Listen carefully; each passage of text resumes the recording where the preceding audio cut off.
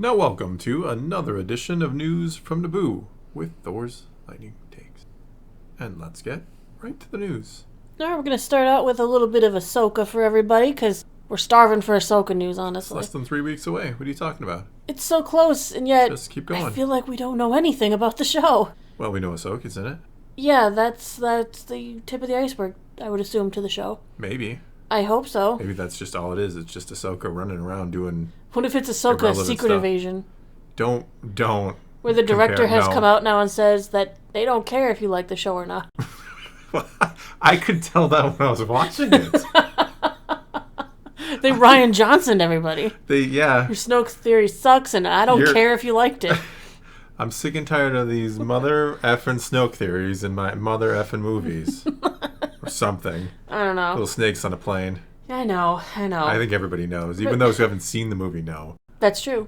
Yeah, because we haven't seen the movie. Because we haven't seen the movie. Samuel Jackson just does what he wants. That's fine. It's fine. There's a difference between that attitude out of, like, say, a Samuel L. Jackson and that attitude out of people who make, like, movies and shows. Well, generally it's funny because it could be a bad movie, but he's still good in it. Exactly. Or he takes on, a really quirky role, but he was, amazing at it. Yeah, and that's the characters he plays. Like, in real life, Samuel L. Jackson, from every interview I've ever seen, seems like a pretty cool, chill dude. So I think he probably cares that people didn't like Secret Invasion. More than apparently those who are responsible for making bringing you the show? Yeah. Yeah. All right, well, back to Ahsoka. We got some updates on Marrok the Inquisitor. And this news actually comes from StarWars.com because they have, character pages and stuff. And they put one up there for Marrok. I think Dave Filoni responded to the news that one of his things has been spoiled. No, he's probably irate. He probably Heads is. will roll. The hat's coming off. Well, it now lists Marrok, the Inquisitor, saying, once an Inquisitor hunting Jedi for the Empire, the mysterious Marrok now works as a mercenary hired by Morgan Elsbeth to carry out dark deeds. Done dirt cheap. Sorry. Fully encased in battered battle armor, the warrior still carries a red double-bladed saber with a circular hilt. Well played on that. Thank you. I didn't like that, how they...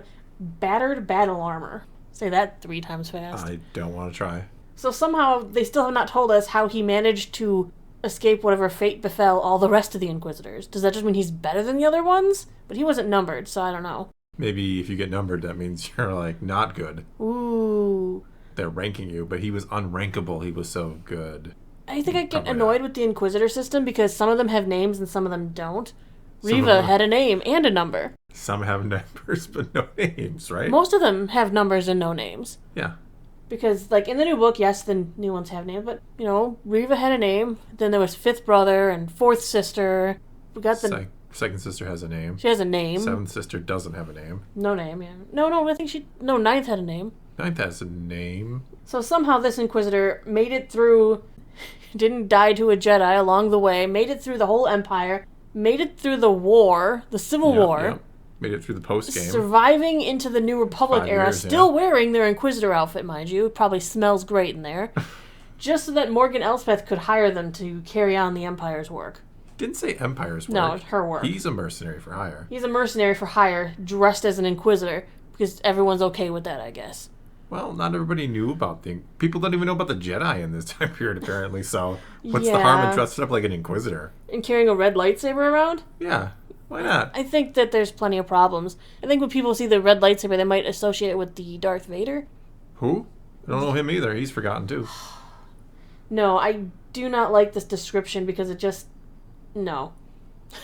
Well, just we'll no. see. We'll see. We can't just say no. I did, though. No. But you gotta watch the show. You can't just dismiss things. There's this is a StarWars.com description. It's as vague and as generic as it gets. But anytime he comes on screen, I'm gonna think, dirty deeds. No. Dirt cheap. Every time. No. He pops up. No, because you're gonna put it in my head and you're gonna put it It's in the head of already there. everybody who watches the video.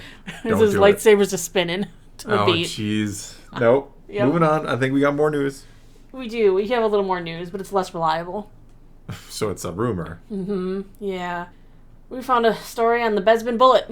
Which one is that now?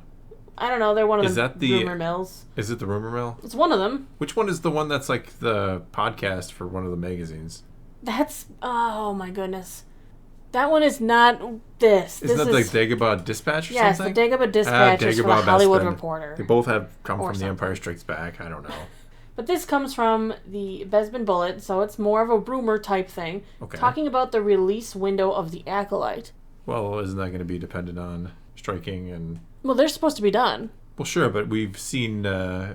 these studios are kind of trying to spread it out and make it like actor strike. What actor strike? There's a strike? Yeah, what strike? Look, we still have things coming out every year or so. Currently, the rumor is that the Acolyte is aiming to release in the second quarter of next year, which is April 1st to June 30th. Okay, that makes sense. Sounds like the pushed back already because everything I kept reading says Andor August. Yeah. That's so maybe Andor is going to get pushed back too. Probably. Well, it could be in the earlier end of that spectrum. Could be the April 1st people are guessing around May for Star Wars Day. Yeah, okay. Because we usually get something for Star Wars Day. We got Visions this year. We got Kenobi last year. Getting Visions. They moved it from Star Wars Day, didn't they, last year? Yeah. Whatever. It's close to it. Mm-hmm. We know that the trailer for the Acolyte exists only in the minds of a few because it was only shown at Celebration and Disney's Upfront event in May, which is when the confirmed vague 2024 release date was released, even though the trailer has yet to be released publicly. I mean, we haven't even gotten the trailer for Skeleton Crew. Yeah, I was going to say, there's no reason why the trailer would have been released for it already. Mm-hmm. They're not going to just kind of skip over Skeleton Crew. Right, but as you said, dates aren't set in stone anymore in the film and TV industry because of the two strikes, the Writers Guild and the Screen Actors Guild. Which is funny because I think the Screen Actors holding more weight in this right now than the writers. I think they both have a good degree of weight. They both have a good degree of weight, yes, but the actors stopped projects immediately. True. The writers, they stopped future products, but not current projects. Yeah, all right, fair enough. Mm-hmm. We know that the big sticking points of the strikes for these groups are including things such as artificial intelligence, base pay safeguards, and streaming service residuals. You mean like when Willow got axed? I got axed. Because we don't want to pay. No residuals for you. Someone might watch it this month. We'd have to give you $1. Oh, no. But given these strikes, it's very possible that Disney's going to end up shaking things up even more in the film and TV slate. The Acolyte seems to be aiming right now for the second quarter, but Disney and Warner Brothers Discovery are rumored to be considering delaying a select number of films due to release before even this fall, because they are afraid with these actors and stuff not being able to promote the projects that it does make those projects. It hurts them. Absolutely, it hurts them. Yeah, I've heard about Dune and Aquaman perhaps being next year. Yeah, I don't even want to think about it. I really want to do this year. I was really excited. It was going to come out for my birthday. Why don't you go negotiate for him? I know that apparently a few days ago the actors were sharing that they were ready to go back to the bargaining table, but then they didn't. Bob Iger has previously said that both groups are being unrealistic in regards to their demands. He said there's a level of expectation that they have that is just not realistic, and they're adding to the set of the challenges that this business is already facing, and that is quite frankly very disruptive.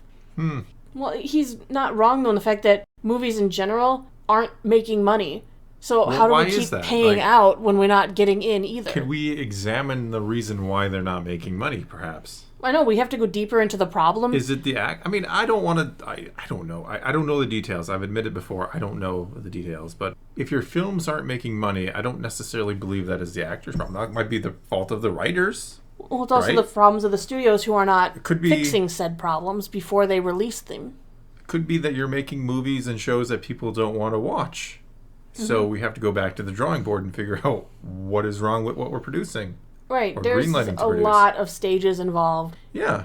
And a lot of problems and nicks along the way, but we don't get to solve the strike, and we're not going to be able to solve the strike. That's just going to be time. Well, eventually something's going to happen. Something will break. Either Hollywood breaks or the writers and actors are... Well, I think Hollywood's struggling, and they might have to make some concessions soon. But as far as the credibility now of the Bespin Bullet, in regards to release date, they were the first to report that the first season of Andor was set to release in August of 2022. Then that was later delayed to September.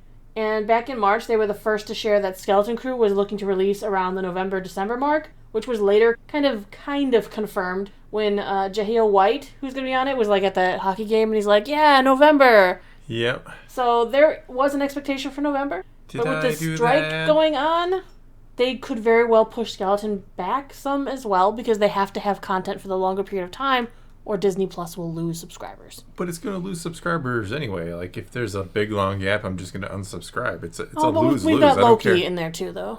Sure, but my point is, if you just delay things a year, guess what I'm going to do? I'm going to delay my subscription a year till they come back. They might just push it back from November to, let's say, January. Okay, well that's a little different because then They might keep that they can't month. push it back too far. But, No, because you'll cancel. But if they move it back a month or two, They might get people to say, why even bother canceling? I'm just going to pick it up again in a month or so. Yeah. All right, well that is going to be all we got for you this time. So now it's your turn to take to the comments below and tell us what you think of any and all of today's news, and let's talk some Star Wars. And so until next time, thanks for watching. Done dirt cheap.